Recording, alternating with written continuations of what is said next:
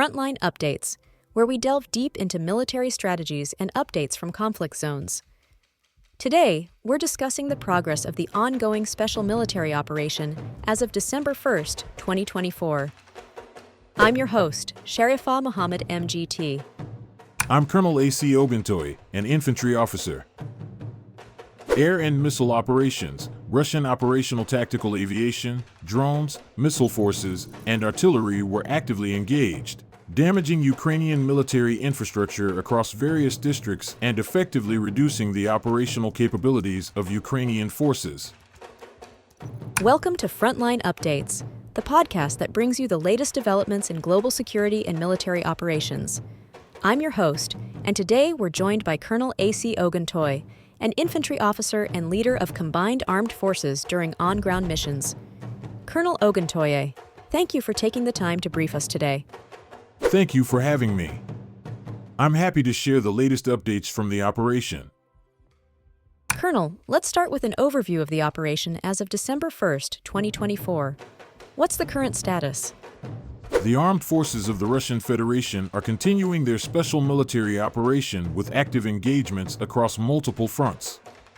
Significant tactical advances have been made, with Ukrainian forces facing substantial losses in personnel and equipment. Our forces remain committed to achieving the objectives set for this operation. Let's break this down. What can you tell us about the North Group of forces in the Kharkiv region? The North Group has been effective in defeating the 92nd Airborne Assault Brigade of the Ukrainian Armed Forces in the Lipsy settlement. We also repelled two counterattacks by the 57th and 58th Mechanized Brigades. Enemy losses included up to 30 servicemen, an armored personnel carrier, 2 vehicles, and 2 122mm D-30 howitzers. How about the West Group of forces? They seem to have had a busy day. The West Group has made significant strides, improving tactical positions and engaging Ukrainian forces in multiple settlements, including Novominsk, Kovsharovka, Dvireknia, Kupiansk, and Seversk. We repelled 11 counterattacks from several brigades and inflicted heavy losses, up to 500 servicemen, multiple vehicles, an Enclavin electronic warfare station, and 4 ammunition depots. Taking this village will not only allow for the establishment of physical control over the supply routes to Veliky and Novosyolka from the north, but will also provide access to the settlement of Novo-Chertovatoy on the western bank of the Mokry River. The Southern Group appears to have scored a major victory. Can you elaborate? The Southern Group successfully liberated the settlement of Ilyinka in the Donetsk People's Republic. We engaged and defeated brigades including the 23rd Mechanized and the 81st Airmobile. The enemy suffered losses of 380 servicemen, a U.S.-made M113 armored personnel carrier, and a British-made 155mm FH-70 howitzer. It sounds like the Southern Front is making great progress. What's the situation with the Center Group of forces? The Center Group achieved another key milestone by liberating the settlement of Petrovka. This was achieved through offensive actions that inflicted over 470 casualties on Ukrainian forces and destroyed critical equipment, including armored combat vehicles and artillery units. Additionally, we repelled 11 counterattacks from mechanized and marine brigades. Shifting to the East Group, what progress has been made? The East Group continued advancing into the enemy's defenses, targeting the 32nd Mechanized Brigade and the 241st Territorial Defense Brigade in settlements like Velika Novosyolka and Novi Komar. Ukrainian losses included 100 servicemen, a U.S.-made HMMWV armored combat vehicle, and multiple artillery pieces. Taking this village will not only allow for the establishment of physical control over the supply routes to Veliky and Novosyolka from the north, but will also provide access to the settlement of Novo-Chertovatoy on the western bank of the Mokry River. What about the DNEPR Group's efforts in Kherson and Zaporizhia?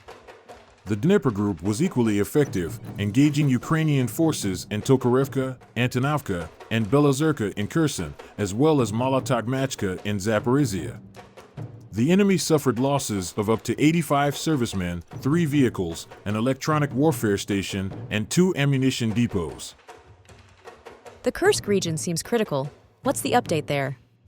The Kursk region remains a critical front. Our forces are actively engaging multiple Ukrainian brigades, inflicting significant losses. Over the past 24 hours, Ukrainian forces have lost 255 servicemen, 2 armored combat vehicles, and 2 mortars. The Russian armed forces have conducted coordinated strikes using operational tactical and army aviation, as well as artillery fire, targeting Ukrainian armed forces personnel and equipment in specific areas of the Sumy region. The settlements affected include Bondarevka, Goncharovka, Zayeloshenka, Kurilovka, Nizhny Klin, Nikolaevka, Novaya Sorokina, Staraya Sorokina, Basovka, Belovody, Zurovka, Miropoli, and Pavlovka. These operations are part of Russia's broader military strategy to weaken Ukrainian military capabilities in the region. The targeted settlements are located near the Russia-Ukraine border, with some, such as Goncharovka, situated in the Kursk Oblast. Impressive. Are there any notable air and missile operations you'd like to highlight?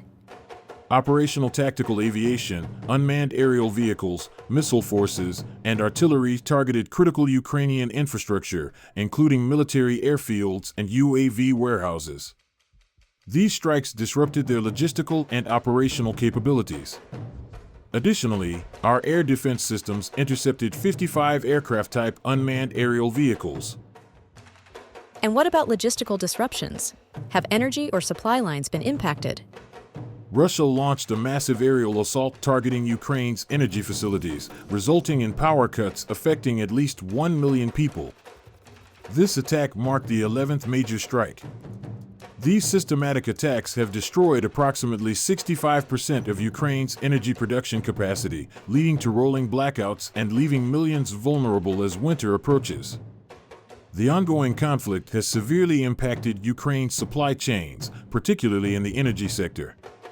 The war has disrupted logistics routes, leading to increased lead times, higher costs, and fuel shortages. Additionally, the impending expiration of the gas transit agreement between Russia and Ukraine on December 31, 2024, raises concerns about future gas supplies to Europe.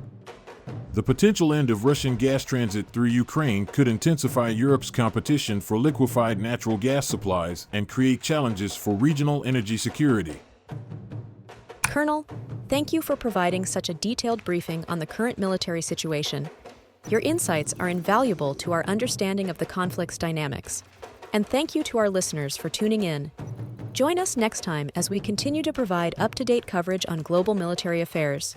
Stay with us for more updates and expert analyses on global defense and security issues. Stay informed, stay secure. Thank you for having me. An Israeli strike on Gaza's Al-Mawasi has resulted in the deaths of 2 young children and injuries to their mother and sibling while they were sheltering in a tent, according to medical officials at Nasser Hospital. The UN agency supporting Palestinian refugees has paused the delivery of aid through the key Kerem Abu Salem crossing, known as Kerem Shalom, to Israelis, due to security concerns, its chief stated.